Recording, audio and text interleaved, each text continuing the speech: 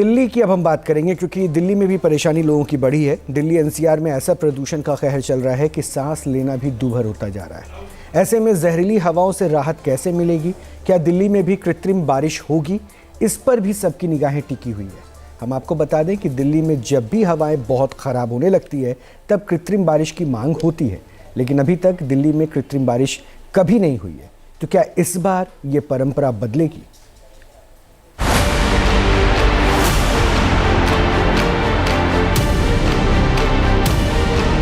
पहले क्लाउड आएंगे तभी सीडिंग होगी, और जिस दिन बादल होंगे उस दिन सीडिंग भी होगी और बरसात भी होगी।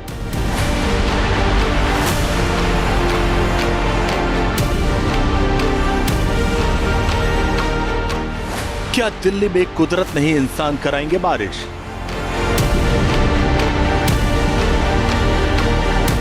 दिल्ली में जहरीली हवाओं का कहर। क्या दुबई की तरह दिल्ली में होगी कृत्रिम बारिश?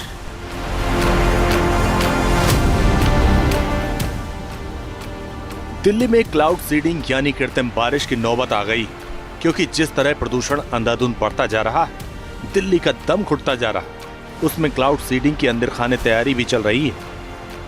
बताया जा रहा है कि दिल्ली सरकार इस दिशा में प्लान कर रही है। इसके लिए स्पेशल एयरक्राफ्ट भी कानपुर से मेरठ तक आ चुका है। अभी फाइनल झंडी का इंतजार है। हालांकि दिल्ली सरकार अभी कोई तय तारीख बताने को तैयार नहीं है। क्लाउड सीडिंग में क्लाउड जरूरी है, तो अभी मौसम विभाग की तरफ से, जैसे हमारी तरफ से पूरी परमिशंस भी है, everything is in under control. हमने वो प्लेन भी आ गया, सेस्ना भी आ गया, उस पे उसकी फिटमेंट भी होगी जो लगनी थी, और उसके लिए सारी तैयारी है, पायलट के लाइसेंस मिले, सब कुछ हो गया। अब इंतजार है कि मौसम विभाग की तरफ से ग्रीन सिग्नल मिले कि यहाँ पे आप कर सकते हैं, तो हम करेंगे। हमें यकीन है कि अगले एक हफ्ते के अंदर अंदर जैसे ही बादल होंगे, इसको करके क्लाउड सीडिंग। पिछली सरकारें तो केवल बोलती रहती थी, बताइए कहां से शुरू हुए हैं? 7 महीनों के अंदर सारी परमिशनें ली हैं, 7 महीनों के अंदर सारे एग्रीमेंट करे हैं, एमओयू साइन करे हैं, साइंटिस्ट के साथ बातचीत करके फाइनल किया, पायलट्स के साथ, जहाज के साथ, सब कुछ। कैसे इंसान बारिश करा सकता है? क्या है वो तकनीक? इसके लिए आप बेंगलुरु एयरपोर्ट पर खड़े इस एयरक्राफ्ट को देखिए। आपको बता दें कि कर्नाटक में कृत्रिम बारिश कराने को लेकर प्रस्ताव भी पास हो चुका है। सूखेग्रस्त इलाकों में क्लाउड सीडिंग में इसी विमान का इस्तेमाल होता है। इसके लिए पायरोटेक्निक नाम की विशेष तकनीक का इस्तेमाल किया जाता है। विमान के दोनों विंग के निचले हिस्से पर पायरोटेक्निक फ्लेयर्स के 8 से 10 पॉकेट रखी गई। इन्हीं पॉकेट से क्लाउड सीडिंग की आगे की प्रक्रिया को पूरा किया जाता है। इन पॉकेट में रखे केमिकल्स को बादलों के नीचे ब्लास्ट कराया जाता है, जिसके बाद कृत्रिम बारिश होती है और कहा जाता है कि इंसान बारिश करा सकता है।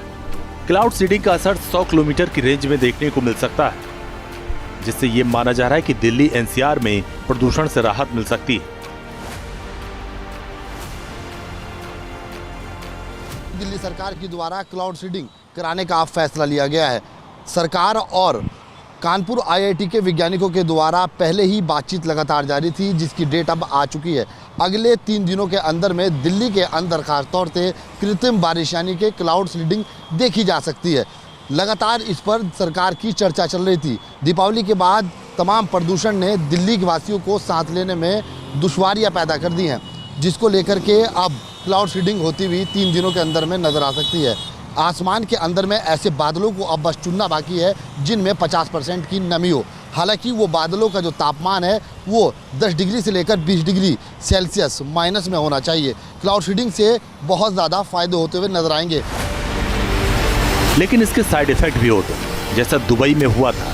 दुबई में क्लाउड सीडिंग के बाद मौसम का पैटर्न ऐसे बिगड़ा कि बाढ़ सी आ गई थी। हालात संभालना मुश्किल हो गया था।